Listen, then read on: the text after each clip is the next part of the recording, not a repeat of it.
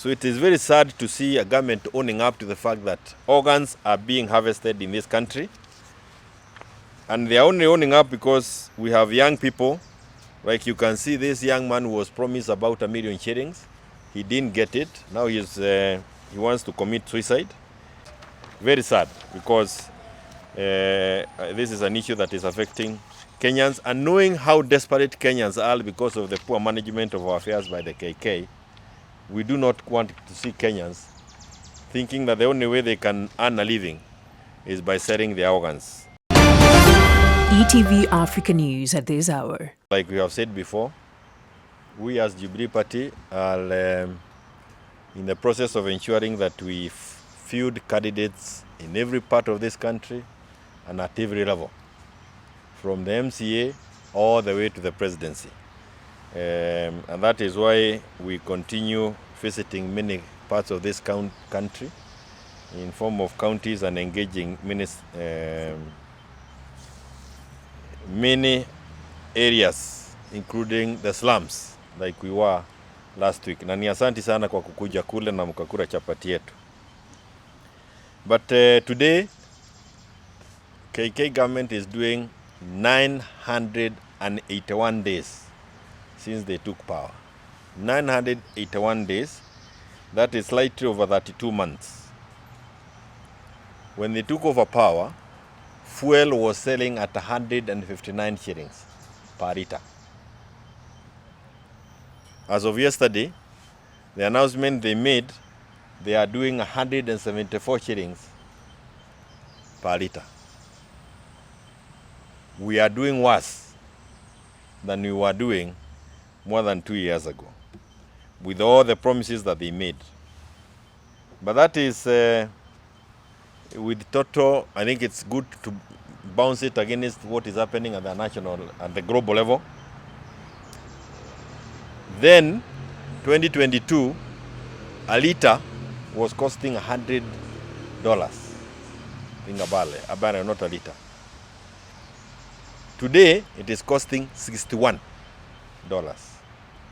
So they are buying at a cheaper price, but selling at a much higher rate than was being done before. Evidence of their continued mismanagement of our affairs.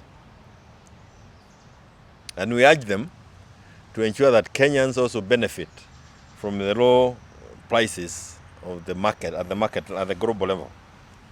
We want them to ensure that Kenyans also benefit from the low cost of fuel that is being experienced by other parts of this planet. Another issue that is of concern to us is this issue of organ trafficking. I've seen a report by Duare that was released, this is yesterday, and they are owning up to the fact that they have always known that there was organ trafficking in the country. He says that they set up a task force on the 5th of December 2023 to look into this issue, meaning that they knew that organs were being harvested in this country.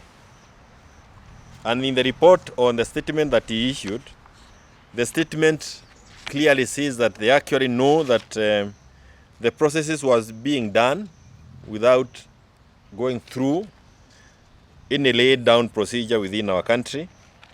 And he also acknowledges that we do not have a legal framework to guide the issue of either donation or any form of transplantations that is being done in the country. To date, we have not had a bill being introduced in Parliament to regulate this whole process. So it is very sad to see a government owning up to the fact that organs are being harvested in this country. And they are only owning up because we have young people. Like you can see, this young man who was promised about 1 million shillings. He didn't get it. Now he he wants to commit suicide. It's only after the issues have been brought out that the government is owning up, or those in government are owning up. Another case of really mismanagement of our affairs. How is it that individuals from countries like Australia, because he has it in his own report here, he has said that people are coming from as far as Australia, Israel, Japan, USA, and UK for kidney transplant in our country. They are coming from countries that are more advanced in terms of medical provisions, and it means that they must have seen a loophole which they are exploiting, and he has actually owned up to it. What is amazing is that Duale has accepted that there is organ trafficking in this country, and they have known it since 2023, and they have done nothing. This is just a statement. Very sad, because this is an issue that is affecting Kenyans, and knowing how desperate Kenyans are because of the poor management of our affairs by the KK, we do not want to see Kenyans thinking that the only way they can earn a living is by selling their organs. They must make sure that they protect Kenyans better than they are doing. The other issue that has also come that we want to talk about is mambo ya wizi ya pesa e-citizen.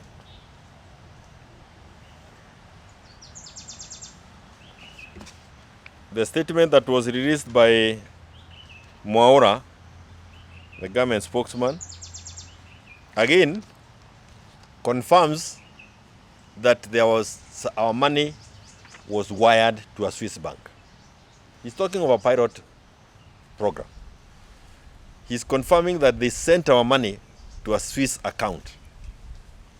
And they are saying that we have now completed that process. We are now back to normal payments. Where is our 6.5 billion shillings now that he has agreed? Where is our 6.5 billion shillings? The only amount of money that we know. How much more had they wired to the Swiss bank before it was brought out by you people in the media?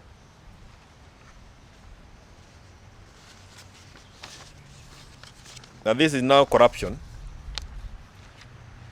being done with authority from State House. Because there's no way you'd wire money from this outside this country to any other account other than the consolidated bank account, consolidated account or FAD account, unless you have authority from William Ruto himself. So how much more has he allowed to be wired outside? And when are we going to get it back?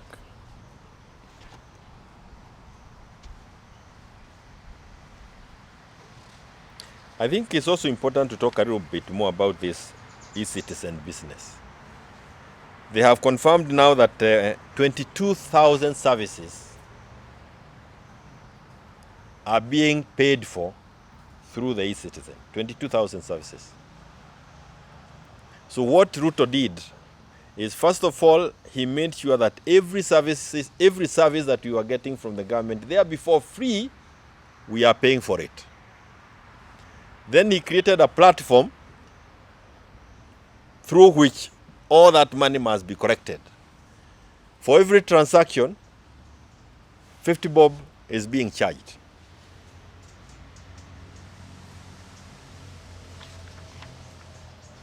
The companies that are now doing it, the person is already known: Pesa Flow Limited, Olive Tree Media Limited, Webmaster Kenya Limited.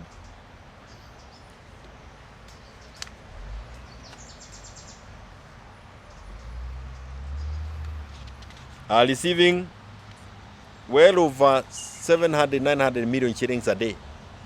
And they are earning 50 shillings from every transaction.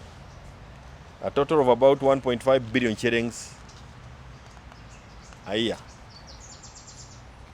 We know the people who signed for these contracts, but who owns these entities? who are these government officers who found it necessary to hijack a vision that was meant to ensure that government services were consolidated. They were being managed from one point. And they quickly saw a cash cow, because the intention of e-services before was to ensure that you get government services from one roof. They have completely changed that whole concept, and they now are seeing it as a cash cow, to a point where it has become now a national security risk. Because we are now in the hands of private companies who are not ready to let go the cow they have been milking with others.